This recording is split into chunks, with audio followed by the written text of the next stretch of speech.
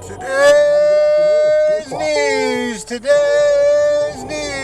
CBS News on the Hour, sponsored by Progressive Insurance.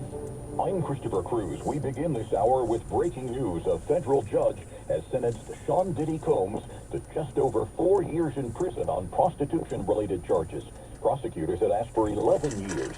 CBS's Jerika Duncan says the judge didn't mince words in describing Combs' actions. The judge had some very sharp words in response to Combs. He acknowledged that he is trying to do better and told him that he hopes that he continues that, but instantly went into rejecting attempts to characterize what happened as, quote, sex, drugs, and rock and roll.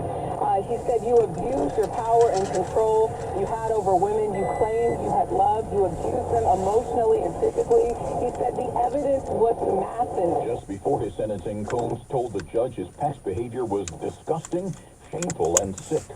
Hamas today released a statement saying it has accepted some elements of the peace deal for Gaza put forth by President Trump. That would appear, if it's interpreted as such by the White House, to stave off the threats that the president made earlier today in at least the social media space, saying that Hamas had until 6 p.m. Eastern on Sunday to accept the terms of this or face consequences, and in all caps saying there would be peace in the Middle East one way or the other. CBS's Ed O'Keefe. The Supreme Court has allowed the Trump administration to strip protections from more than 300,000 Venezuelan migrants.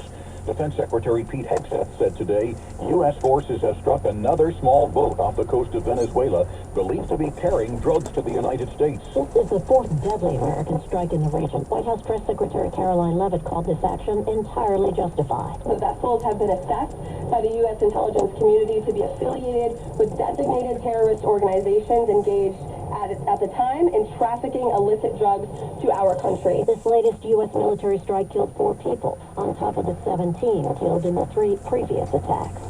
Linda Kenyon, CBS News, the White House. Test votes in the Senate on ending the government shutdown failed today. CBS's Stacey Lynn has been watching the action on Capitol Hill. As expected, the measure failed to advance on a 54-44 vote. There were 3 Democrats who voted yes, the same who have voted yes the last 2 times. And again, Senator Rand Paul was the only GOP member to vote no on the bill. The chamber's adjourning for the weekend, so the next chance for a vote isn't until Monday. Recapping, Sean Diddy Combs has been sentenced to 4 years and 2 months in federal prison on prostitution-related charges.